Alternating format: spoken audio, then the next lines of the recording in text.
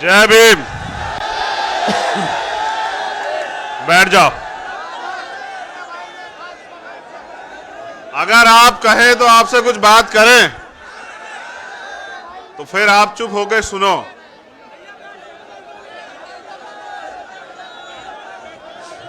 अगर जगह कम है तो एक पैर पे खड़े रहो, जिम्मेदारी बहुत बड़ी है।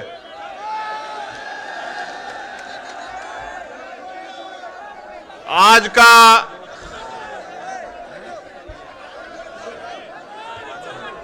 ये महत्वपूर्ण दिन,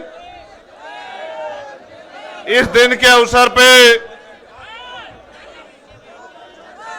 आज खतौली में उपस्थित ये जनसमूह हमारे गठबंधन के तीनों पार्टियों के सम्मानित नेतागण, विधायक, पूर्व एमपी,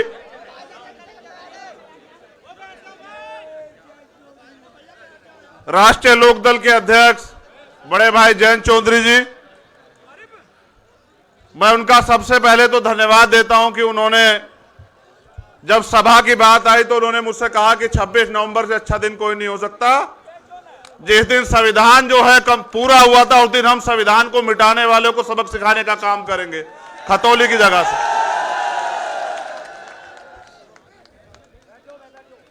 साथियों,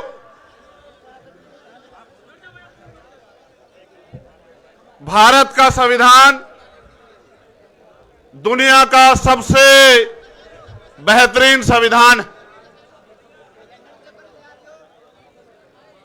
और यह संविधान देश के अंतिम व्यक्ति को भी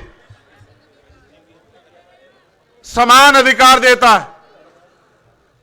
किसान हो, नौजवान हो, महिला हो, मजदूर हो, देश का कोई भी व्यक्ति,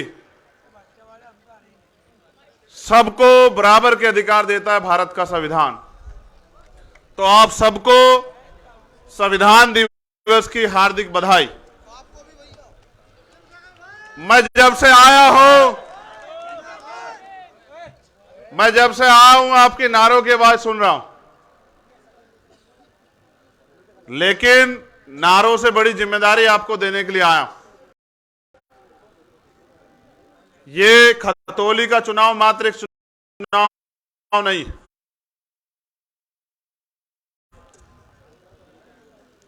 ये एक चैलेंज है, एक चुनौती है जिसको आपको स्वीकार करना पड़ेगा। ये बताने के लिए मैं आज खतौली में आया।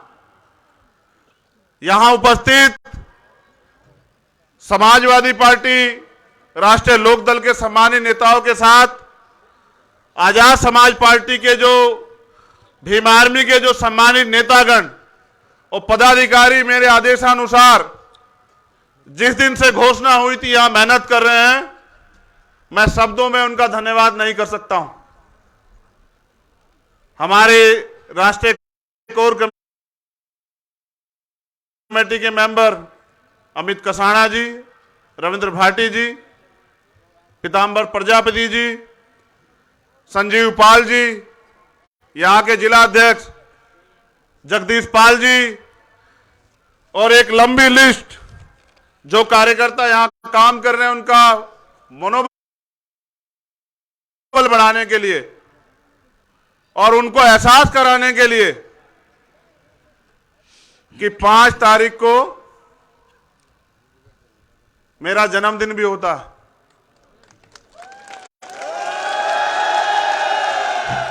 जिसको हम लोग 3 दिसंबर में मनाते हैं। आप लोग सभी को कुछ ना कुछ देते हो, तो मेरे जन्मदिन पे बस मुझे ये गिफ्ट देना इस बार। मैं अपील पहले कर रहा हूं।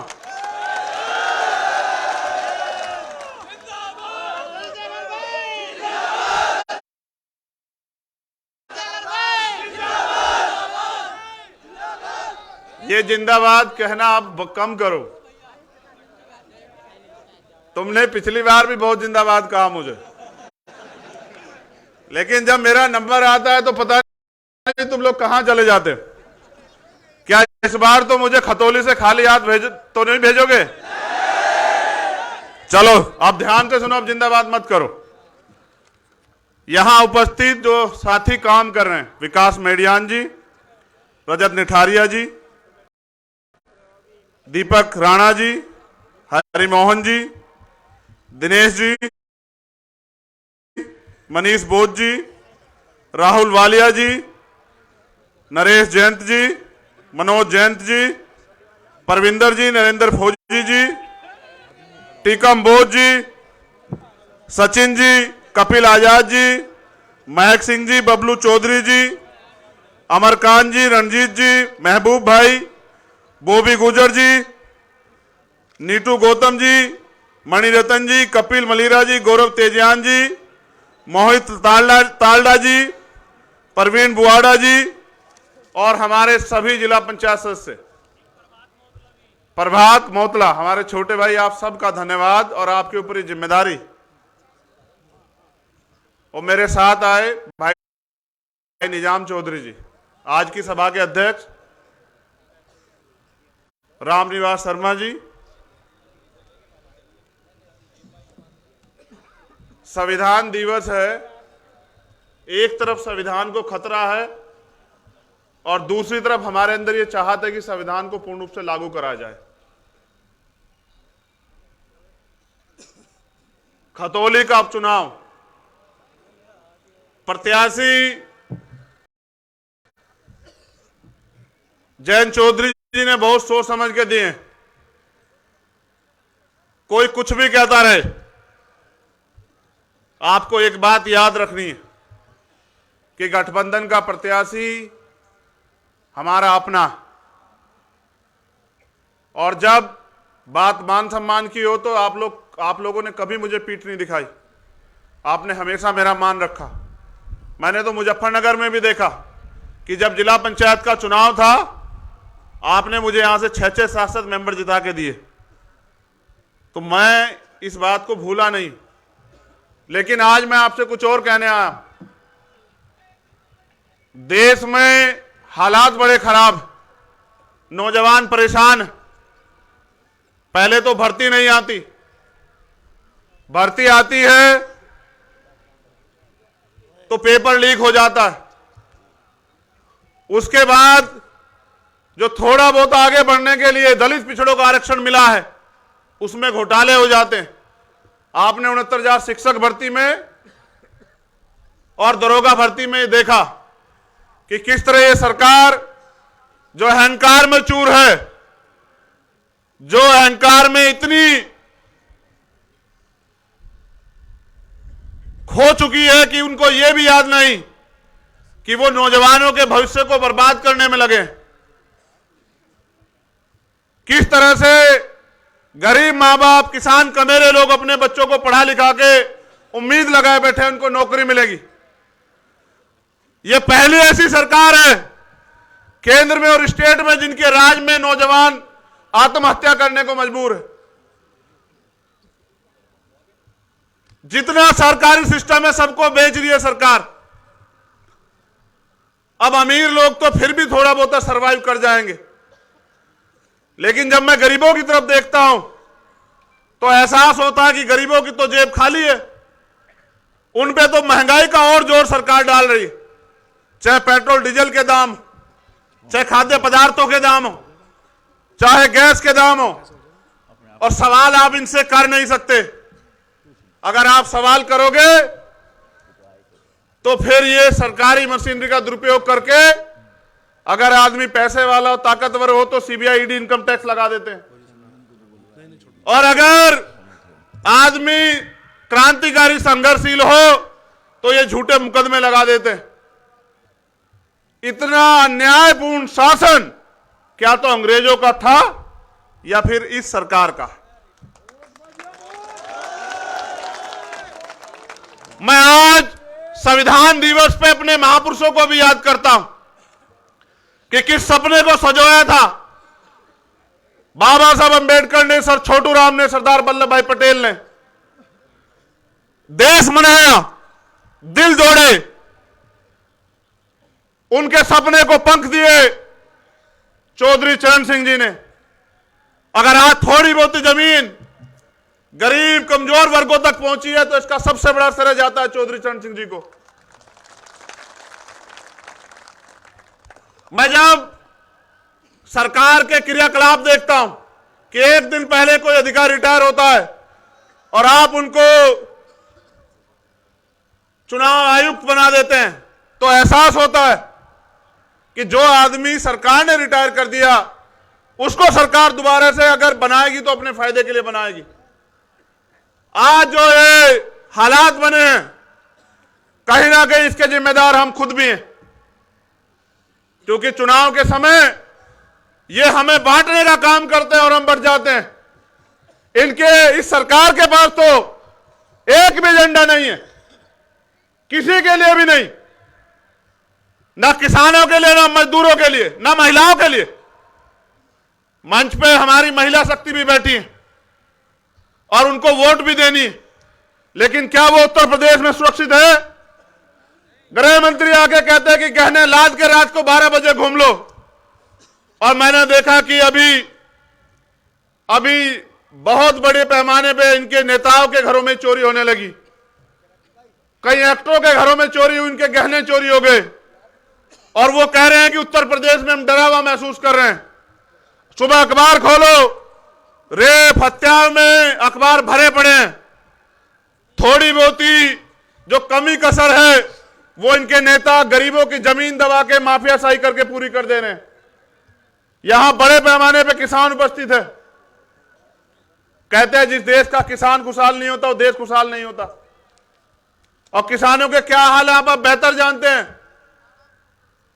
पहले तो प्राकृतिक मार है, कभी ओला पड़ जाता है, कभी गैर टाइम बारिश आ जाती है, कभी सूखा पड़ जाता है, कभी बिजली नहीं है। फिर उसके बाद योगी जी की सरकार में छुट्टा पशु इनके नेताओं की तरह घूम रहे हैं। अगर आप तार बाड़ करोगे तो मुकदमा, अगर आप उनको रोकोगे तो मुकदमा, किसान पराली जला देगा तो मुकदमा, लेकिन अगर किसान मुआवजा मांगे फसल का तो 2, 4, 10 रुपए दिखा के उसका मजाक उड़ाते। यह सरकार है। सरकार सबकी होती है, सरकार ना एक जाति की होती ना एक धर्म की होती। और मैंने तो सीखा मान्यवर काशीराम साहब से कि जब तक आप सवाल नहीं करोगे सरकार को अकल नहीं आएगी। अगर आपको सरकार से सवाल करना है तो लोकतंत्र में, क्योंकि वो नहीं सुनते, चुनाव एक ऐसा समय होता है कि आप वोट की चोट से साबित करो कि आपके अंदर कितना दर्द।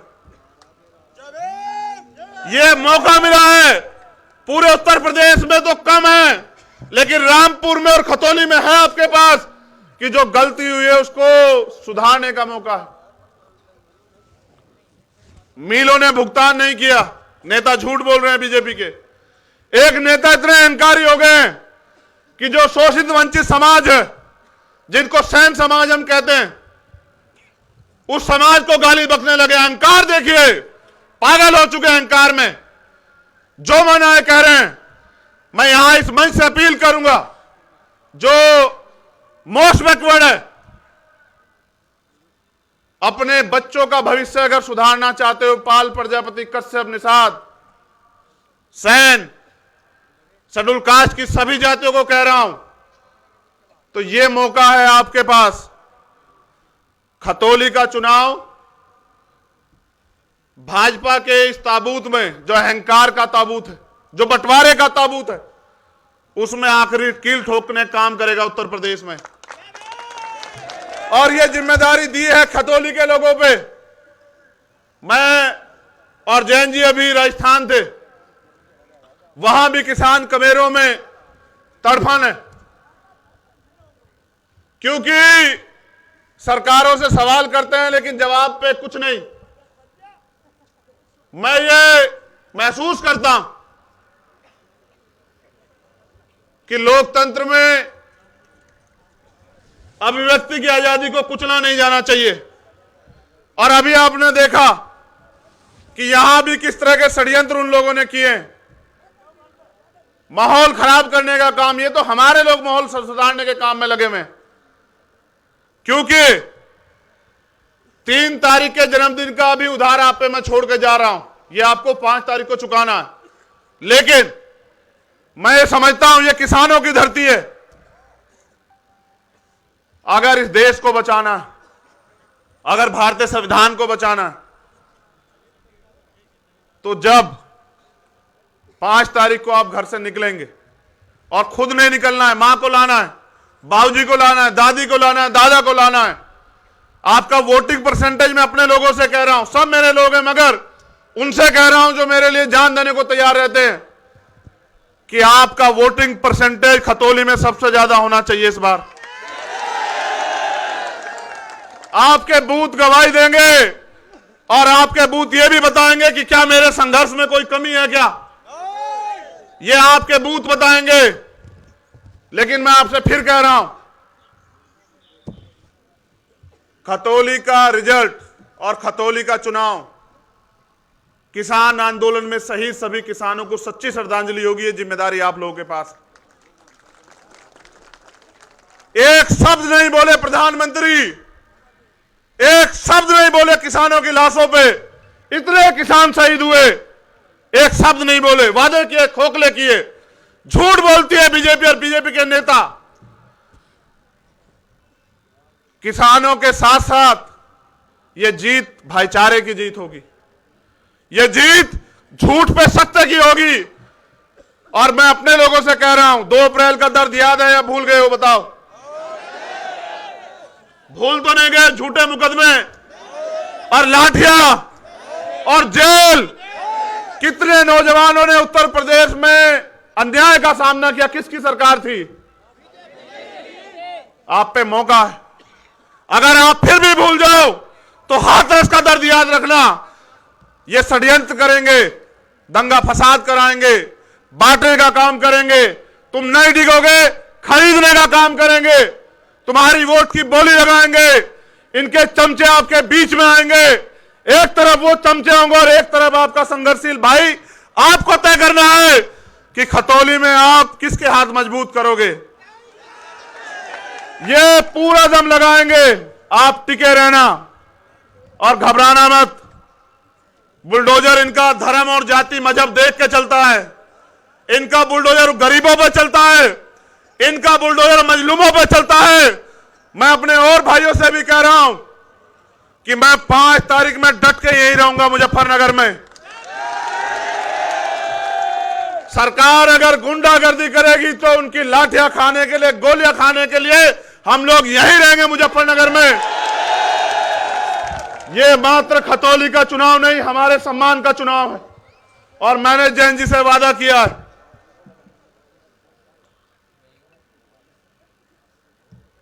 कि किसानों को सच्ची श्रद्धांजलि और 2 अप्रैल का बदला जो है मेरे लोग इस बार लेकर रहेंगे यहां इस सरकार से। और हाथरस में जो आपने संघर्ष करके जो लाठियां खाई थी दलित समाज के लिए, वो दलित समाज भूला नहीं है अभी। बिल्कुल याद है कि आपने जो लाठियां खाई, मेरे कार्यकर्ता और सब सिर्फ सम्मान के भूखे हैं। मैं जितनी अपने कार्यकर्ता साथियों की तारीफ करूं, मैं किसी के कार्यकर्ता को गलत नहीं कह रहा हूं, कमजोर नहीं कह रहा हूं। मैं इसलिए उनका हौसला इसलिए बढ़ाना चाहता हूं। चंद्रशेखर जी, साथियों, चुनाव तो बार बार होते रहते हैं, हर 5 साल बाद एक चुनाव आता है, लेकिन ये चुनाव 5 साल बाद नहीं आया, ये केवल 8 महीने बाद आया है। और ये चुनाव उन धार्मिक उन्माद फैलाने वालों और जातिवाद फैलाने वालों को सबक सिखाने का चुनाव है। साथियों, चंद्रशेखर जी, साथियों, और रात के 12 बजे तक हर एक गांव में जाने का प्रयास करूंगा। चुनाव आता है, लेकिन ये चुनाव 5 साल बाद नहीं बस आया, ये पूरी उम्मीद के साथ बाद आया है। और ये चुनाव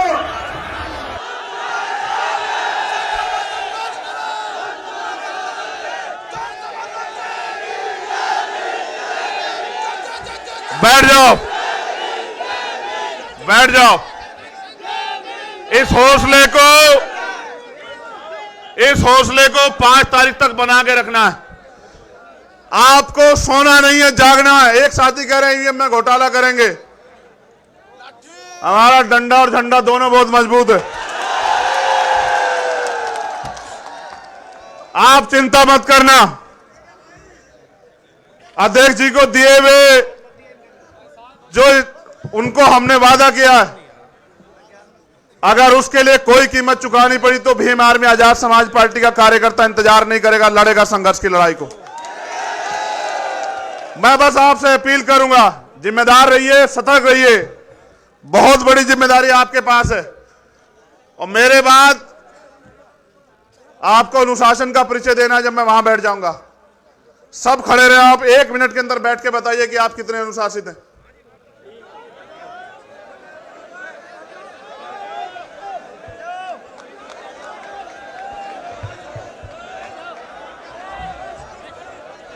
पूरी होने वाली 1 मिनट। 5 तारीख के दिन नलके के चुनाव चिन्ह पे हमारे प्रत्याशी भाई मदन भैया का हाथ मजबूत करके राष्ट्रीय लोकदल आजाद समाज पार्टी समाजवादी के इस गठबंधन को वोट देके ताकत देना और एक नई लकीर खींच देना कि अब उत्तर प्रदेश में भारतीय जनता पार्टी का समय जाने वाला है और इस नए गठबंधन का समय आने वाला है। बहुत बहुत धन्यवाद। जय भीम, जय भारत, नमस्कार, सलाम और घबराना नहीं। जय भीम। आदरणीय चंद्रशेखर जी ने जो कार्यकर्ताओं में जोश भरा है और आप लोगों को जिम्मेदारी दी है, मैं उनका आभार व्यक्त करता हूं। साथियों, उन्होंने कहा आप लोग बैठ के सुने। अब आपको हमारे दूसरे राष्ट्रीय नेता जो किसानों और मजदूरों की हमेशा लड़ाई लड़ते रहे हैं, आदरणीय चौधरी चरण सिंह जी, आदरणीय चौधरी अजीत सिंह जी की लड़ाई को आगे बढ़ा रहे हैं। हम सबके नेता चौधरी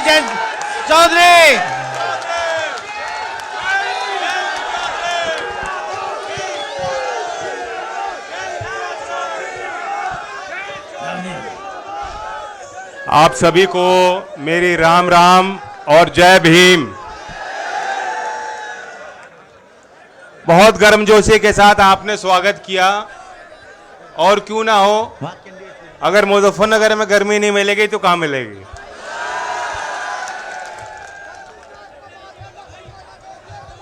आज इस देश के लिए बहुत गौरव का दिन है। आज हमारे देश के लिए हम सब त्योहार मनाते हैं, सब आपस में मिलके, गले मिलके, मिठाई बना के, पकवान बनवाकर, मोहल्ले में, घर परिवार के साथ। लेकिन आज का दिन इस देश के लिए, इस देश के भविष्य के लिए, शोषित गरीब वंचित समाज के लिए, किसान मजदूर के लिए सबसे बड़ा त्योहार है। क्यों? आज संविधान दिवस है। हमें और आपको आज कल्पना करनी चाहिए, आजादी तो हमें 1947 में मिली और आप लोगों ने अपने हड्डियों को गलाकर, बड़ी कुर्बानी करके हमें वो तकदीर हमारी खोली और इस देश को आजाद किया। लेकिन उसके बाद भी संविधान के लिए हमें इंतजार करना पड़ा था। संविधान सभा ने 2 साल बहुत गहरा अध्ययन हुआ और बाबा भीमराव अंबेडकर जी की विजन, संविधान सभा की उन चर्चाओं को आप पढ़ेंगे। अगर आज विद्वान लोग बैठे हैं यहां, मैं आपको निमंत्रण देता हूं। 8000 पन्ने लग जाएंगे संविधान सभा की अगर चर्चा लिखी जाए। किसी ने गिनती करी है, 30 लाख से ज्यादा शब्द हैं। सारे विचार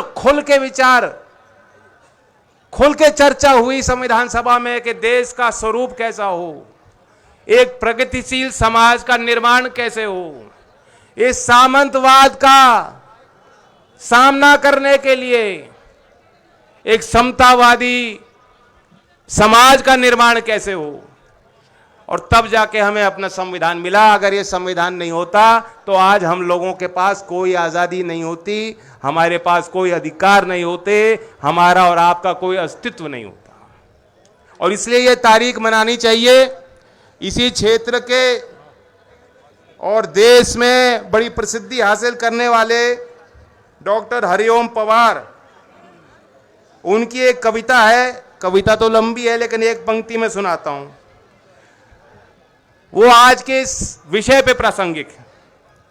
मैंने तो उपहार दिए हैं, मौलिक भी अधिकार दिए हैं, धर्म कर्म संसार दिया है, जीने का अधिकार दिया है, सबको भाषण की आजादी, कोई भी बन जाए गांधी, लेकिन तुमने अधिकारों का मुझसे लिखे उपचारों का क्यों ऐसा उपयोग किया है? सब नाजायज भोग किया है, मेरा यूं अनुकरण किया है जैसे सीता हरण किया है। मैंने तो समता सौंपी थी, तुमने फर्क व्यवस्था कर दी, तुमने नर्क व्यवस्था कर दी। हर मंजिल थैली कर डाली, गंगा भी मैली कर डाली। शांति व्यवस्था हास्य हो गई, विस्फोटों का भाष्य हो गई। आज अहिंसा बनवासी है, कायरता के घर दासी है। न्याय व्यवस्था भी रोती है, गुंडों के घर में सोती है। सुन लो, ऐसा लग रहा है कि आज की बात है। पूरे कांप रहे आधों से, राजा डरता है प्यादों से। गांधी को गाली मिलती है, डाकू को ताली मिलती है। क्या आपराधिक चलन हुआ है, मेरा भी अपहरण हुआ है। मैं चोटिल हूं, शत विक्षत हूं, मैंने यूं आघात सहा है जैसा घायल पड़ा जटायु। हारा थका करा रहा है, जिंदा हूं या मरा पड़ा हूं, अपनी नब्ज टटोल रहा हूं। मैं भारत का संविधान हूं, लाल किले से बोल रहा हूं।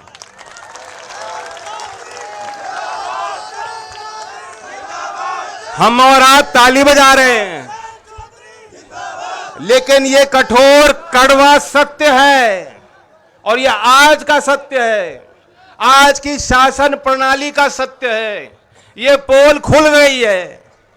तरह तरह के वादे करके, बड़े लुभाने वाली बात करके आप लोगों की वोट इन्होंने बटोरी थी और वादे इतने अच्छे किए थे हर वर्ग को समझाने के लिए। अमित शाह जी आए, इस विधानसभा की बात बता रहा हूं, कह गए थे कि किसानों के घर 5 साल बिजली का बिल नहीं आएगा। बिजली का बिल आ रहा है, नहीं आ रहा? मीटर लग रहे हैं, कैसे दोगे बिल? भुगतान हुआ था 14 दिन में। अब वादा था, कह गए, उनको आपकी वोट चाहिए थी, ले गए। इन्होंने करोड़ों रोजगार देने की बात कही थी, कहां करोड़ों से धड़ाम करके गिरे हैं। और अब प्रधानमंत्री रोजगार मेला करते हैं जिसमें 71,000 लोगों को, जिनकी नौकरी 1.5 साल पहले लग चुकी थी, उनको बुला करके एक चिट्ठी पकड़ा रहे हैं। ये हालात देश के हो गए। गरीब के हौसलों को ये लोग नहीं समझ पाए, गरीब के इरादों को ये नहीं समझ पाए, गरीब के सपनों को ये नहीं समझ पाए। अन्नदाता तो भगवान का रूप होता है और अन्नदाता किसान के साथ खेत में उसे खेत को जमाने में मेहनत करने वाला मजदूर भगवान का रूप होता है। ईंट पे ईंट लगाकर घर का निर्माण करने वाला श्रमिक भगवान का रूप होता है। अपने हाथ से और कारखाने में कपड़ा बनाने वाला बुनकर भगवान का रूप होता है। आज इस भरी सभा में पूछता हूं, क्या किसान और मजदूर और बुनकर जो भगवान का रूप है, ये अपने आप को धार्मिक बताते हैं? क्या ये लोग आपको मानते हैं? इन्होंने आपका सम्मान रखा? अभी हमारे आदरणीय मंजूर साहब ने बात बताई इलाज वाली, पहली बार सुनी, सब लोग हंसे। लेकिन यही बात हो रही है कि इलाज कर देंगे। इलाज किसका करना चाहिए? जो मन में नफरत पालता है।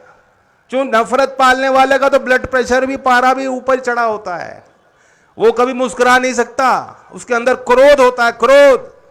वो ज्वालामुखी कब फट जाए, किस पे फट जाए, किसी को मालूम नहीं। लेकिन हमारे लोग धैर्य वाले हैं, हमारे लोग मुस्कुराने वाले हैं, हमारे लोग हिम्मत वाले हैं। खेती तबाह हो जाती है, दाम मिलता नहीं मंडी पे, फिर जो है अपने आप को समेट के परिवार को हिम्मत के साथ फिर दोबारा जुटता है उसी काम पे कि कल नया सवेरा है। ऐसा हौसला होता है किसान का, ऐसा मादा होता है किसान का। और इसलिए 13 महीने किसी ने पूछा नहीं, सरकार ने जंजीर सड़क पे बिछा दी, पानी की बौछार, लाठी, गाली गलोच, जो कुछ भी सरकार के बस में था उन्होंने आपके आगे रोड़े तैयार करके बनाए। लेकिन वो आपका जज्बा था, आपका हौसला था। आप रुके नहीं, आप थके नहीं, आप हारे नहीं। और आज वो लोग जो कहते हैं कि चौधरी अजीत सिंह हमने हराए, तुम्हारे आगे कोई किसान कभी हारा और ना चौधरी अजीत सिंह जी हारे, वो तो जीत के चले गए कि उन्होंने भाईचारा हमारा बना दिया।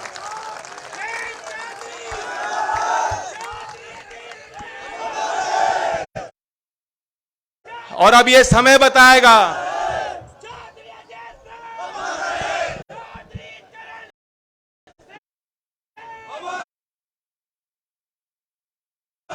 ये तो समय बताएगा कि ऐसे आपत्तिजनक बोल बोलने वालों का आप लोग 5 तारीख में क्या करोगे, ये समय बताएगा। आज आपने बड़ा आशीर्वाद दिया और आपने मंच की तरफ एक तस्वीर जो हमने बनाई है उसकी तरफ गौर किया होगा। ये सिर्फ वोट हासिल करने के लिए या जीत अपनी पक्की करने के लिए हमने गठबंधन नहीं किया है। ये एक उभरते भारत की नई तस्वीर और नए लीडरशिप की तस्वीर है। एक नया सामाजिक समीकरण है जिसके बल पर खतौली से चलकर दिल्ली का समीकरण हम बिगाड़ देंगे। जो लोग दमनकारी नीति अपना रहे हैं और वहां से लेके फिर अगली बार उत्तर प्रदेश की गद्दी को भी हिलाने वाला यही समीकरण है जो तीनों पार्टी का समीकरण हमने बनाया है। और चंद्रशेखर जी तो बताया कि जन्मदिन है। चंद्रशेखर जी, मैं इनकी तरफ से वादा कर रहा हूं, कर दूं वादा? तिसंग का कलाकंद बहुत फेमस है कि नहीं? तो इन्हें तोहफे में वोट देना और जीत जब 8 तारीख को खुलेगी उसके बाद मैं इन्हें तिसंग का कलाकंद खिलाऊंगा।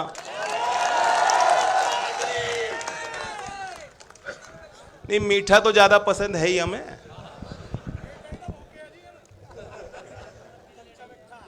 डबल शक्कर डालो आप चाय में भी। मुझे तो पता नहीं, प्रधानमंत्री जी कहते चाय मैं नहीं मानता कि कभी उन्होंने चाय बेची होगी। गरम पकोड़े जरूर बेचे हैं उन्होंने। और हमने ये जो समीकरण बनाया है ना, सबका साथ, सबको साथ जोड़ के सम्मान के साथ, ये समझो कि डबल शक्कर डाल दी। पिछली बार तो कमी थी कुछ, जैसा कि कह रहे थे हमारे वक्ता मदन भैया कि पिछली बार कुछ कसर रह गई थी। लेकिन अब जब चंद्रशेखर जी साथ खड़े हो गए तो मैं मानता हूं कि डबल शक्कर गिर गई हमारे चाय में।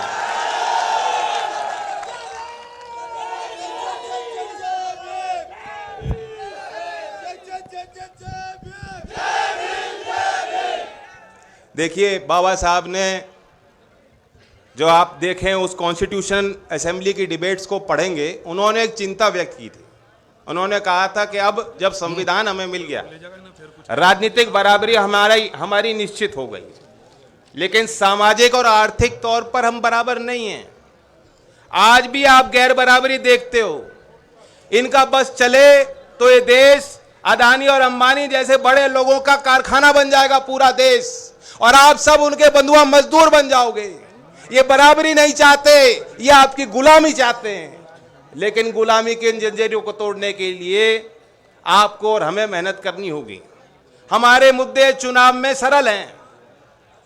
हम चाहते हैं बेरोजगार का सम्मान हो, जो सरकारी भर्तियां होती हैं, अभी जो वक्ताओं ने रखी बात, और आप तो देख ही रहे हो, मुजफ्फरनगर के खतौली के नौजवानों को, प्रतिभाशाली नौजवानों को कहा जाता है भर्ती खुली, जाओ बस्ती, जाओ बलिया, वहां इम्तिहान दो। और जब वो पहुंचते हैं तो पता लगता है कि पेपर लीक हो गया, वापस लौटो, फिर दोबारा तारीख आएगी 6 महीने बाद। कभी भर्ती प्रक्रिया पूरी नहीं होती। और यहां खतौली वो क्षेत्र है, ये तो नकली राष्ट्रवादी हैं। आपको यहां हर गांव में शहीद की मूर्ति मिल जाएगी, लेकिन शहीद की मूर्ति लगाने वाले भी, वो अपने आंसू पोंछने वाले परिवार से भी अगर आप पूछेंगे, वो ये कहते हैं कि हमारी अगली पीढ़ी भी शहीद होने को तैयार है। ऐसा जज्बा है लोगों का। लेकिन ये वो सरकार है, याद रखना, जिसने इस भावना को नहीं समझी। ये सरकार जिन्होंने कह दिया कि हम आर्मी के सैनिकों को भी पेंशन नहीं देना चाहते, हम पूरी पक्की नौकरी इन जवानों को नहीं दे सकते। हमारे पास वो सामर्थ्य भारत सरकार पे नहीं बचा है कि आर्मी भी पक्की नौकरी आपको दे दे। इसलिए भाइयों, 4 साल के लिए अग्निवीर बन जाओ, और अग्निवीर 4 साल के लिए बनोगे, 4 साल बाद घर लौट जाना। क्या ऐसी व्यवस्था तुम स्वीकार सकते हो नौजवानों? ये चुनाव 5 तारीख का यही मान लेना, आपको बटन नलके का इसलिए ही दबाना है कि दिल्ली में बैठे इनकी आंखें खुल जाए, इनको पता लग जाए कि अग्निवीर हमें पसंद है, स्वीकार नहीं है। गन्ने की बात मैं कह दूं, गन्ने का तो रेट ही भी घोषित नहीं हुआ। दुनिया में ऐसा कोई काम नहीं, दुनिया में ऐसा कोई व्यापार नहीं, दुनिया में ऐसी कोई पूंजी नहीं बन पाती जिसमें जो उत्पादक है वो अपना माल दे दे और उसे मालूम ना हो कि हमें बदले में भाव क्या मिलेगा। कोई काम ऐसा नहीं है। बस खेती में उन्होंने ऐसी व्यवस्था बना रखी है, आज आप गन्ना गेर दो, 20 दिन पहले गेर चुके, मिल चालू चल रही है, उनकी कमाई चालू, उनका मीटर चालू, उनके घर की कमाई चालू। लेकिन आप अपने घर में बैठ के हिसाब भी नहीं लगा सकते कि कितना पैसा कब आएगा, कितना आएगा। ये सरकार की दुर्दशा है। ये सरकार अन्नदाता का अपमान कर रही है। इसलिए किसान भाइयों से अपील करता हूं कि 5 तारीख में कोई कारण हमें नहीं चाहिए, और एक कारण बना लो कि हम गन्ने का भाव घोषित कराना चाहते हैं, लाभकारी मूल्य चाहते हैं। इसलिए 5 तारीख में हैंडपंप का बटन दबाएंगे।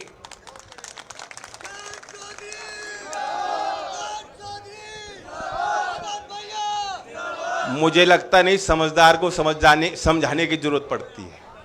आपके हाव भाव को देखकर मुझे चैन आया है। आने वाले दिनों में मैं भी आपके बीच रहूंगा, प्रयास करूंगा सभी गांव में हम लोग चलें। मैं अपील करता हूं समाजवादी पार्टी के सभी कार्यकर्ताओं से, आज़ाद समाज पार्टी के सभी कार्यकर्ताओं से, लोकदल के सभी वरिष्ठ कार्यकर्ताओं से कि गाँव में आप डेरा बना दें, जानसठ और खतौली के कस्बों में आप डेरा बना दें, घर घर तक संदेश पहुंचाएं और यही आशीर्वाद दें कि 5 तारीख में जैसा मदन ने कहा कि मदन खेकड़ा वाले नहीं, मदन खतौली वाले आपको बनाने हैं। धन्यवाद। जय भीम, जय भारत। चौधरी चरण सिंह, चौधरी अजीत सिंह, किसान मजदूर एकता, भाईचारा, भाईचारा। आज की सभा के अध्यक्ष जी धन्यवाद देंगे।